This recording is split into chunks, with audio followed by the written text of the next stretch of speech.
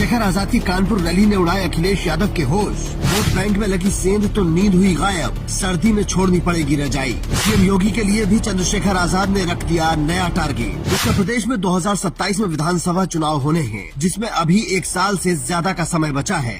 उससे पहले पंचायत चुनाव होने हैं, जिससे समाजवादी पार्टी ने दूरी बनाने का फैसला किया है। हो सकता है समाजवादी पार्टी के नेता इतनी सर्दी में सड़कों पर न घूमना चाहते हो या फिर इसके पीछे कोई और वजह हो, लेकिन चंद्रशेखर आजाद ने इस सर्द महीने में राजनीति को गरमा रखा है। पहले मुजफ्फरनगर में महारैली करके ताकत दिखाई और अब ऑपरेशन सेंधमारी के तहत हर जगह रैली कर रहे हैं। इसी कड़ी में कानपुर के पालमपुर में चंद्रशेखर आजाद की रैली ने अखिलेश यादव और सीएम योगी के सामने कई सवाल खड़े कर दिए, क्योंकि चंद्रशेखर आजाद के लिए इस रैली का आयोजन पाल बघेल समाज के लोग करवा रहे हैं। इसका मतलब समझते हैं।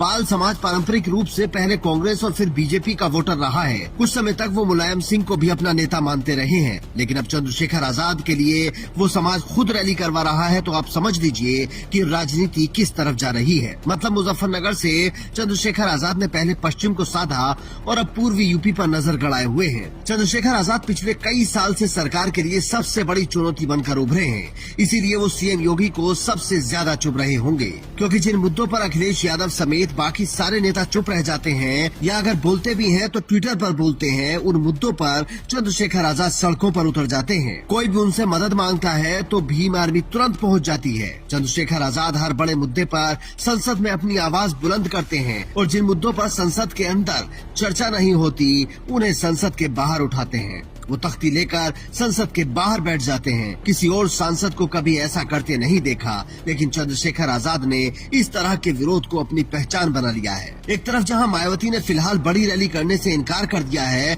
और अखिलेश यादव ठंड के मजे ले रहे हैं, दूसरी तरफ चंद्रशेखर आजाद ने 2027 के लिए अभी से बिगुल फूंक रखा है। सोचिए, पहले उन्होंने हर मंडल में प्रबुद्ध सम्मेलन किए, अब हर 3 मंडल की एक रैली कर रहे हैं और एरिया वाइज टारगेट कर रहे हैं। मुजफ्फरनगर में जितनी भीड़ आई थी उसे देखकर पहले से ही लोगों के होश खराब हो रखे थे। रही सही कसर अब कानपुर की रैली ने पूरी कर दी। खास बात यह है कि जो पाल समाज ये रैली करवा रहा है उसकी जनसंख्या यूपी में करीब 4% है, जाटों से लगभग 2 गुनी, लेकिन राजनीति में उनका प्रतिनिधित्व न के बराबर है, जिसे चंद्रशेखर आजाद ने समझा और दुखती नब्ज पर हाथ रखा। आप सोचकर देखिए कि यूपी में जाट समुदाय की संख्या 2% के आसपास है और उनकी अलग पार्टी है। हर चुनाव में उनके बारे में बात होती है। पश्चिमी यूपी में बिना जाटों के कोई जीत नहीं सकता, इस तरह के नैरेटिव चलते हैं, क्योंकि वो एक संपन्न समाज है और राजनीतिक रूप से सक्रिय है। इसमें उस समुदाय की कोई बुराई नहीं है, हर समुदाय को इस तरह से जागरूक होना चाहिए। लेकिन जो समाज हाशिए पर है, अगर उसे कोई